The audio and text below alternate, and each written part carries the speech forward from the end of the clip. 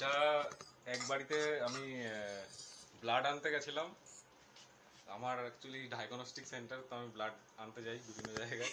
তো সেইভাবে ব্লাড আনতে গেছি, দেখি একটা প্লাটের নিচে দেখি এরা পাখিটা পড়ে রয়েছে। তো পাখিটা হয়তো মানে ওই 10 ফুট 5 ফুট এরকম উঠতে পারে, আবার নেমে যায়। তা আমি ওদেরকে বললাম যে পাখিটাকে রেস্কিউ করতে পারো। তা তো আমি বললাম যে আমি নিয়ে যেতাম যদি ব্যাগ থাকতো, তো ওনারা আমাকেই ব্যাগ দিল, আমি নিয়ে আসলাম বাড়িতে। পাখিটা মানে একদম ছোট, দেখ এখনো সামনে পালক গজায়নি, তাই ছোট, জাস্ট ওই 5-10 ফুট উঠতে পারে। আমি চেষ্টা করেছিলাম ওর যারা গার্জিয়ান আছে তারা যদি থাকে আশেপাশে সেখানে দেওয়ার, কিন্তু কাউকে খুঁজে পাইনি। নিয়ে আসলাম ব্যাগে করে এই ব্যাগ।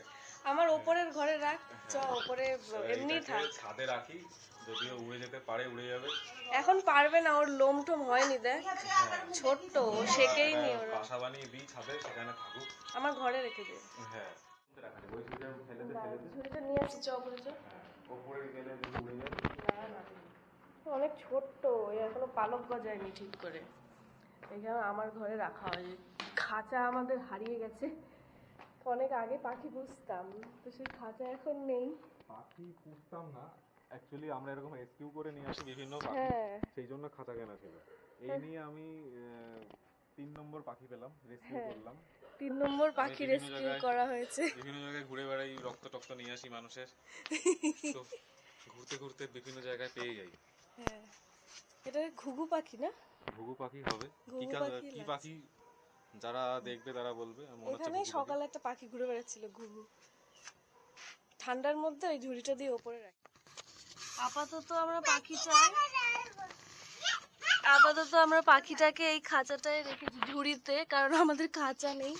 ওটা সুস্থ হলে ওকে আমরা উড়িয়ে দেবো, কারণ এখনো পুরো উড়তে পারছে না, অল্প একটু উড়ে পড়ে যাচ্ছে। আর এখন আমাদের পাড়ায় কুকুর এরম পড়ে থাকলে খেয়ে নেবে। একটু সুস্থ হোক, তারপরে ওকে ছেড়ে দেবো। একদম ছোট্ট, একটু ওড়ে আবার পড়ে যায়, এরকম মনে হয় বাসা থেকে পড়ে গেছে। আমরা এরকম একটা ব্যবস্থা করলাম, এরকম একটা শোলা ছিল বাক্স, আর এইখানে ওপরে একটা ঝুড়ি দিয়ে, যাতে ও আর একটু স্পেস পায়, বাইরের দৃশ্য দেখতে পায়, কারণ পাইপে দাঁড়িয়ে রয়েছে ও। এরকম করে আর কি ওকে বসিয়ে রেখেছি। একটু বড় না হলে ছাড়া যাবে না। হ্যাঁ, একটু খাক ডাক, একটু বড় হোক, কারণ এখনো দেখছেন ওর গলায় এখনো পালক টালক কিছু হয়নি, এখনো নিজে থেকে খেতে পারবে কিনা তার ঠিক নেই, একদম ছোট্ট। দেখি ওকে জল টল মনে হয় খাওয়াতে হবে। পাখিটা দুপুর থেকে অল্প একটু খাচ্ছে, সেরকম কিছু খাচ্ছে না, তো অনেক কষ্ট করে আমি বসেছি তাকে। একে এখানটা নিয়ে এসছি, এবার কি করে খাওয়াবো জানি না, ওর জন্য এই খাবারটা গুলেছি, সিরিঞ্জে করে খাওয়াবো। কি করে খাওয়াবো আমি জানি না, লেটস সি। একে অনেকভাবেই ট্রাই করছি খাওয়ানোর, সিরিঞ্জ দিয়ে খাওয়ানোর, কিন্তু আমি একা খাওয়াতে একে পারছি না। একা কোনো রকম ভাবেই ও খাচ্ছে না, এমন না যে সকালে ধরলে আবার ছটফট করছে, এরম ভাবে ও চুপচাপ রয়েছে। দেখি মাকে ডাকি, মা যদি মুখটা হা করাতে পারে তাহলে অল্প একটু করে খাওয়াতে পারি। সেরম ভাবে কিছু খাচ্ছে এই না, মা 2-3টে দানা খাইয়েছিল দুপুরে বিকেলের দিকে। দেখি এর একটু ট্রাই করে। বেশি চলে গেল নাকি? যাইনি, বেরিয়ে গেছে। ও যেহেতু নিজে থেকে গাঢ় হতে হতো, গাঢ় আছে, গাঢ়টা পুরো উঠছে না, একদমই খাচ্ছে না, তাই জন্য ওদের এরম ভাবে খাওয়াতে হচ্ছে।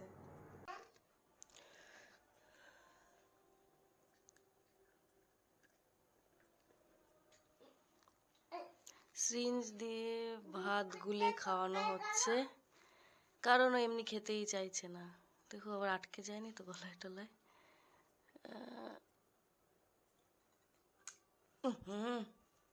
এটা না, সিরিঞ্জটা ভালো না, একটু বাইরে টাইরে চলে যায়।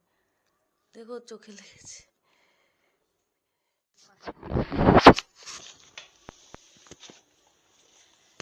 একে আমরা একটু এরম ভাবে খাওয়াচ্ছি, তো খাচ্ছিল, একটুখানি খা,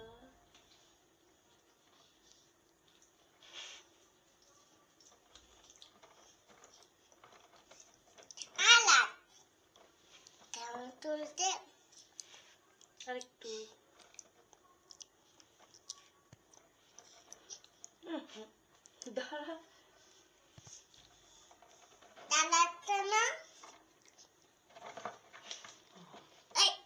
এরকম ভাবে একটু একটু খাচ্ছে।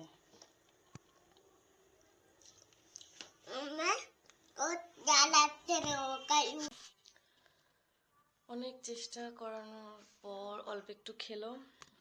এখন ভাবছি একদম রাতে শোয়ার সময় আর একটুখানি খাইয়ে দেবো। তারপরে দেখি সকালে নিজে থেকে উড়ছেও না, একটু উড়ে পড়ে যাচ্ছে, তাই ওকে আমরা এমনি ঘরেও খোলাই রেখেছি। তো যখন ও ঠিকঠাক উড়তে শিখবে তখন ওকে আমরা ছেড়ে দেবো।